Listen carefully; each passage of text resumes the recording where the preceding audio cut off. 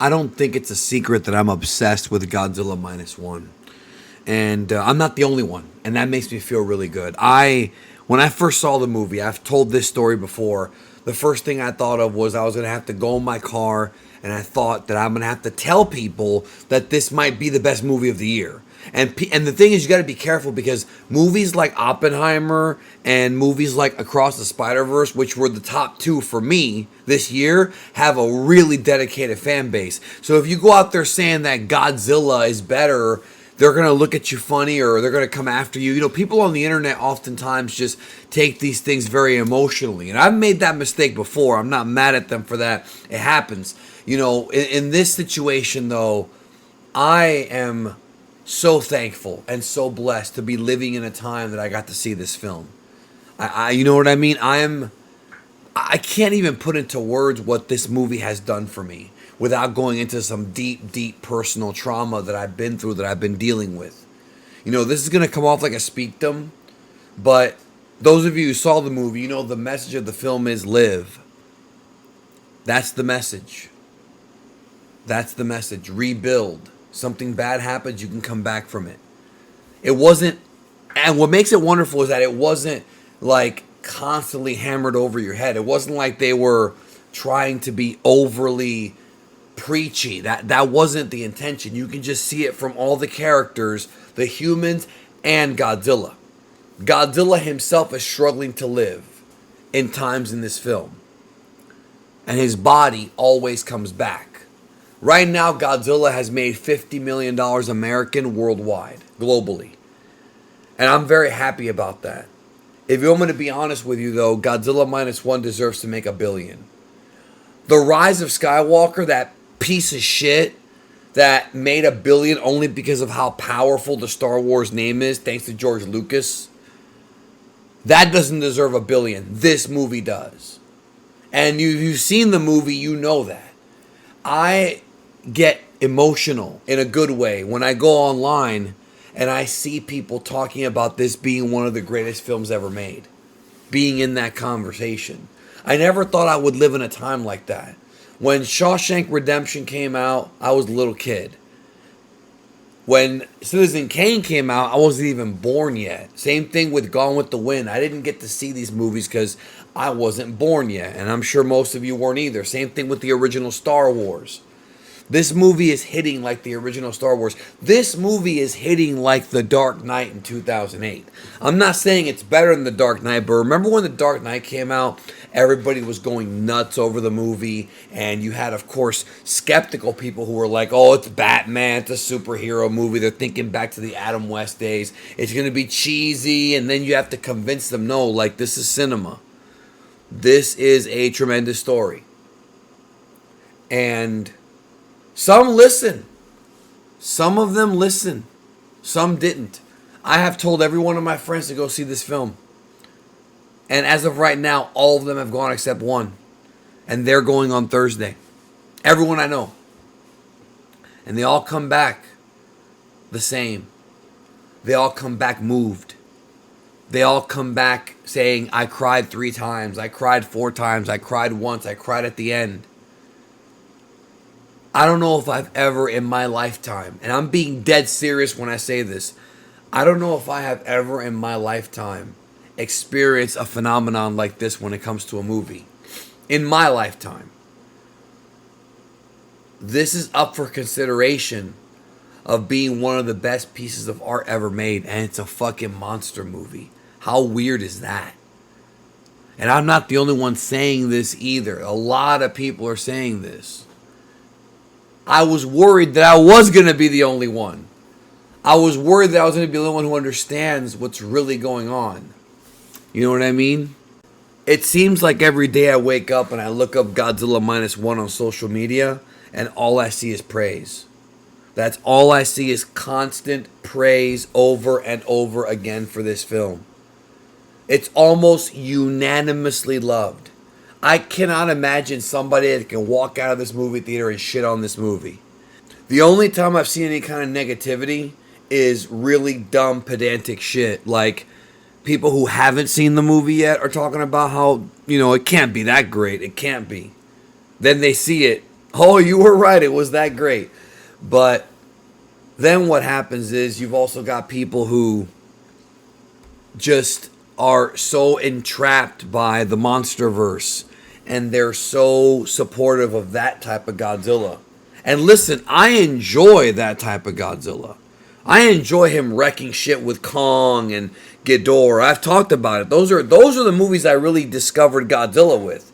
I didn't watch the original Godzilla until many years after I discovered Godzilla in the Heisei series. Then I went back and I saw the first one. It wasn't like I went in order. You understand? And obviously the first one's very different because the first one is just Godzilla versus people, which is how Minus One works as a remake. A soft remake. It's not entirely a remake, but it is the original one just with a new, fresh coat of paint. But my God, I get choked up even thinking about other people getting choked up. Friends of mine sending me letters, or not letters, what the fuck is this, freaking 1500s? Sending me text messages saying, yo, like, wow. I see people saying, like, wow. Like, just wow. They're in awe. Literally in awe of what they've just seen. So many things to this movie. And look, I'm just going to say this. If this, I don't care what anybody says. If this movie does win Best Picture, I'm not saying it will and it probably won't. Let's be real. It probably won't. But if this movie wins Best Picture, I may actually cry. Now, I'm going to tell you why. 70 years of Godzilla.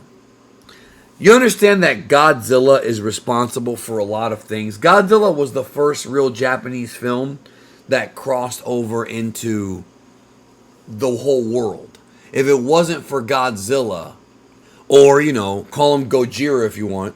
If it wasn't for Godzilla, a lot of the stuff that I grew up loving wouldn't exist. So many video games that we play from the Japanese took inspiration from Godzilla. How many games do you have in your collection that are Japanese? Every Mario game, every Sonic game, Tekken, like the Japanese Street Fighter.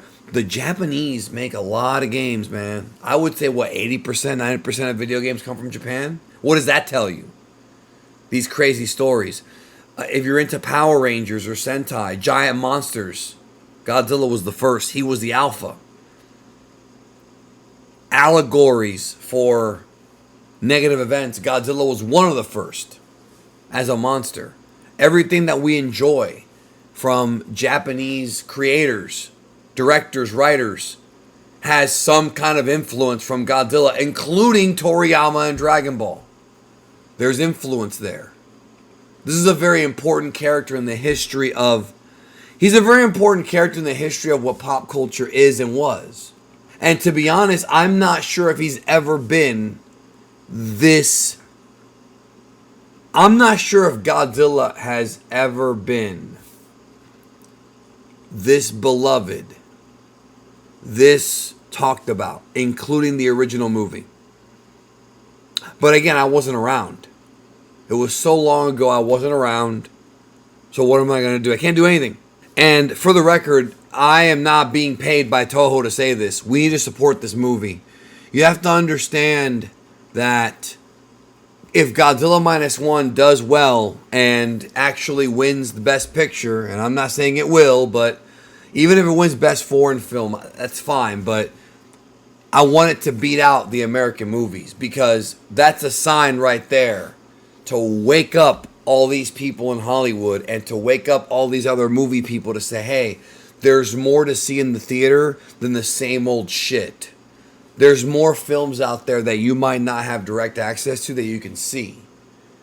A lot of them end up on streaming services, but nobody knows what they are because they're not promoted well enough. I didn't even know what Train to Busan was until a friend of mine told me about it. That's a movie very much like Minus One. Parasite was very well promoted. And wound up winning Best Picture. I don't know if Godzilla will. The promotion's probably not there. And to be honest, I don't expect it to. I don't think it's going to win Best Picture, even though it deserves it. Oppenheimer moved me, but this moved me more. Across the Spider-Verse was a lot of fun. And the animation techniques used in it were groundbreaking in my opinion. But none of those movies made me feel things the way that Godzilla Minus One did. It's just so unexpected that this would happen with this film. And I really, really hope that it continues to grow and grow. My theater right now is showing it all the way until Sunday. And I hope that other theaters are doing the same thing and they're keeping expanding it and keep it going. Just keep playing it through January. I mean, we ain't got nothing else going on, do we? Ain't nobody gonna go see Aquaman. I'm sorry. I feel bad for Jason Momoa and James Wan because I like both those guys, but that movie's, there's no buzz. It's done. It's gonna flop. The buzz right now is Godzilla Minus One. Not just Godzilla Minus One. There is some buzz for the Beyonce film. I've noticed that. Mostly from her fans and people who like those concert films. But it's not the same as Godzilla Minus One. And I don't know what to say. It's just, I'm very grateful this movie exists. And I'm very grateful that a piece of art could touch me like this. You know? Those are my thoughts, man. I'm out.